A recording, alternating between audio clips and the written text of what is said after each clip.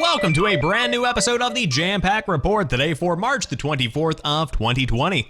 Of course, my name is Samuel Adams, and this is a daily gaming news podcast meant to bring you the hottest news you need to know from around the industry, hosted on YouTube and podcast services around the world 5 days a week. This is your one-stop shop for all of the hottest gaming news that you need to know.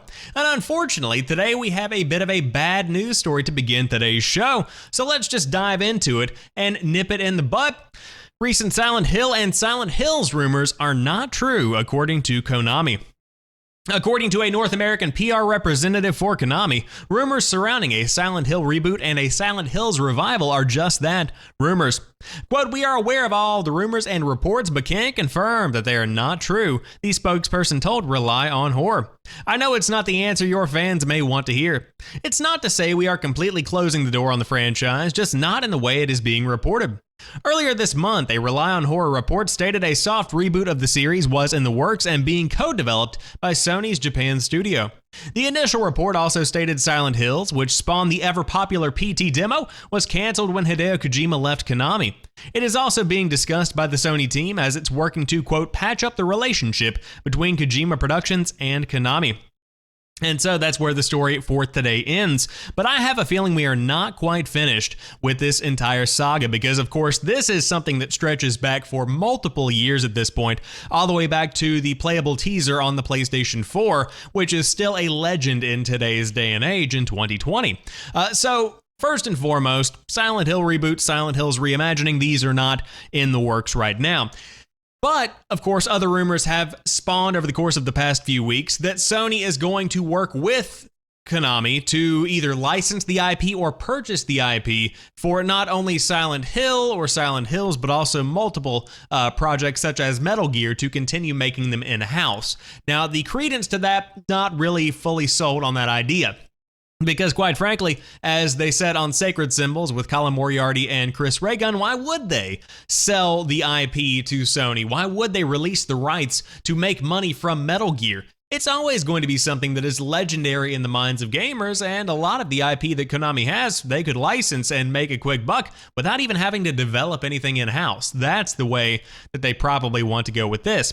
So with all of that being taken into consideration, I do believe that we are going to be seeing some kind of Silent Hills project for the next generation. But right now it looks like nothing is as far along as reported earlier this year. Which again is unfortunate because the playable teaser is really good. I think that they were onto something, and I think that if you look at what Capcom has done with Resident Evil 7, that kind of rebirth could also be applicable to Silent Hill if done appropriately.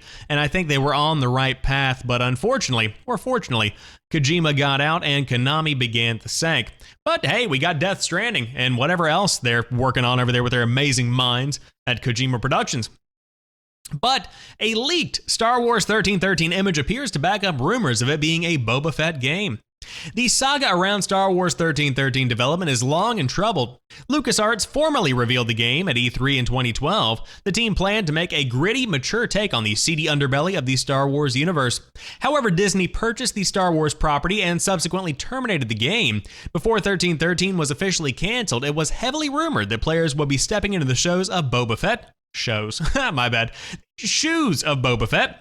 the galaxy's most famous bounty hunter. A newly leaked image seems to point to that, in fact, being the case, and you can give it a look below. And of course, here is the image in all of its 360p glory, but you can kind of see it right there. And it does look like it was actually going to be a pretty awesome looking game. However, Life by the Sword shared the image on Reddit. It's unclear where the image originated from, but what it does show looks pretty great. It's tough to be certain that the character in the image is Boba Fett. That said, it is certainly someone wearing Mandalorian armor, which definitely gives the rumors a bit more credence. You'll also notice the UI has you using a blaster and what appears to be some type of flamethrower. It's hard to imagine someone other than a bounty hunter wearing that kind of arsenal. While seeing what could be Boba Fett in the game is undoubtedly cool, the city skyline of presumably Coruscant is what makes me wish the game was real. Outside of the LEGO Star Wars games, we have not gotten to visit the Imperial Center much in games, and with a population that hits over 1 trillion, the potential for an intricate society full of fun characters is incredible. Mixed with the more mature take on fiction, it is easy to imagine how ripe the setting is for an excellent video game. Unfortunately, we'll never get that game. They abandoned Star Wars 1313 a long time ago. That said, we got a great addition to the Star Wars saga last year with Jedi Fallen Order, but personally, I would love to see this game returned too. If anything, I want to see an open world Star Wars bounty hunter game. That sounds amazing. I think there's so much that can be done with that. And I think that one of the biggest pieces of information that many people overlook, or one of the biggest facts that many people overlook, is the fact that Star Wars is so in-depth, there is so much lore, and there is so much freedom to essentially do whatever you want to do in the universe. Anything is possible in a way. And the foundation that's laid down is unlike anything else that I've seen before. So, quite frankly, I would love to see Star Wars pick up where they left off and get 1313 back on the rails, but I highly doubt that will happen. But maybe a renewed interest could strike up a Mandalorian game. That could be kind of neat, depending on how it's done. But I certainly don't think that Star Wars is going anywhere anytime soon out of the gaming sphere, so to say. Because, quite frankly, Battlefront 2 made a big comeback, and I think that Jedi Fallen Order performed very well. In fact, I know that it did. So I think you are going to be seeing more than just the Respawn game, which is reportedly some kind of sequel to Jedi Fallen Order.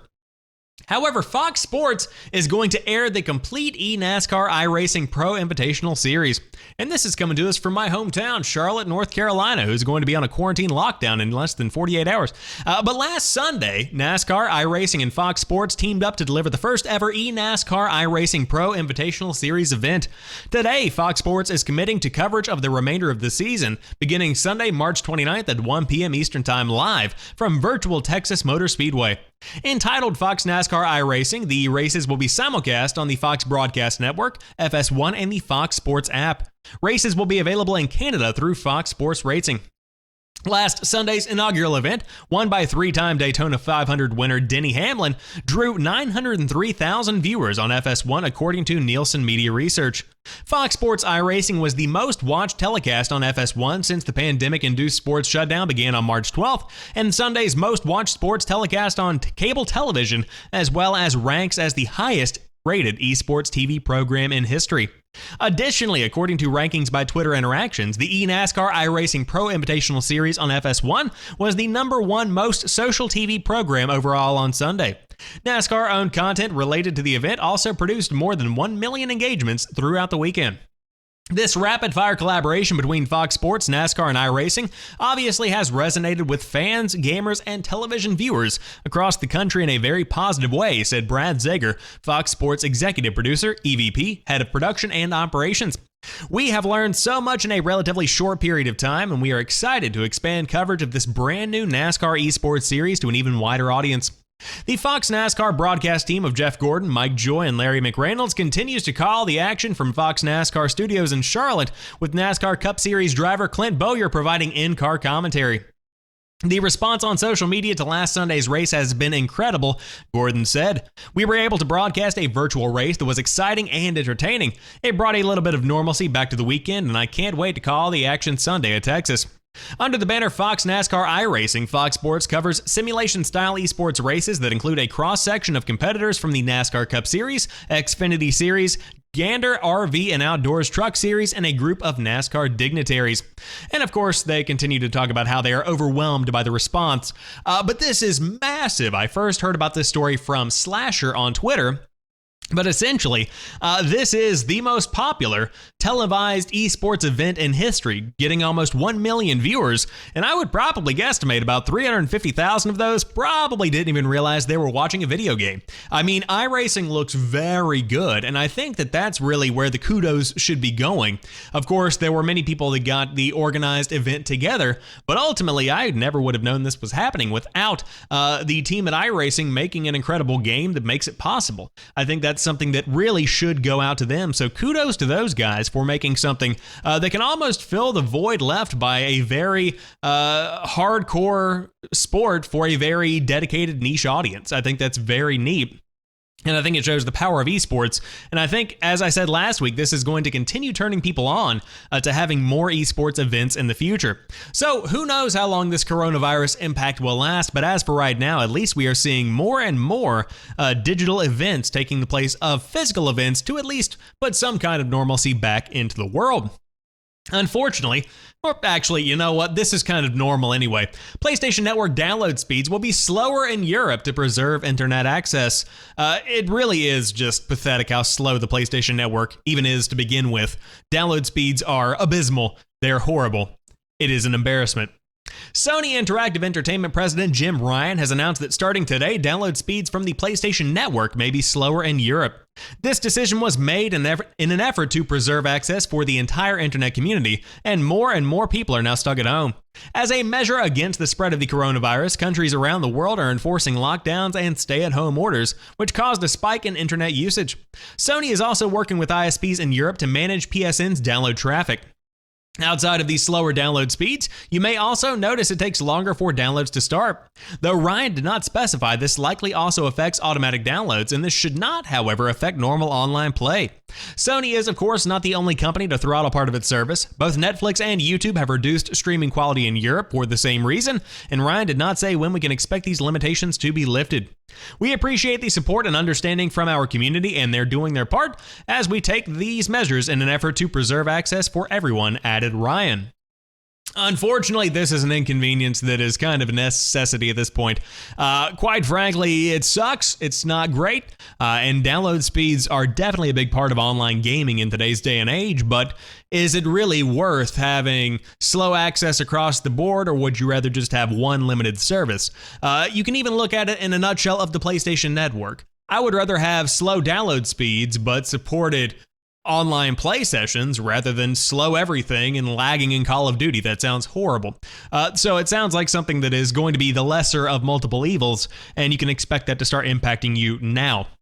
Now, global downgrading of quality is probably something that could come at some point in the future, but right now people are kind of working their way through the various issues that we're all facing that were kind of unprecedented up until this point. So, hey, download speeds are going to be slower in Europe. You might want to get used to it because we are just getting started on this crazy ride that is the coronavirus / COVID-19 / novel coronavirus / so many other names at this point. But all of that to the side, I hope you guys enjoyed today's show, and if you did, drop me a like down below. And if you're watching in European warranted 360p quality, I'd love to see you drop a like and a comment. But until tomorrow, you guys have a fantastic rest of your day. I'll talk to you soon, and peace.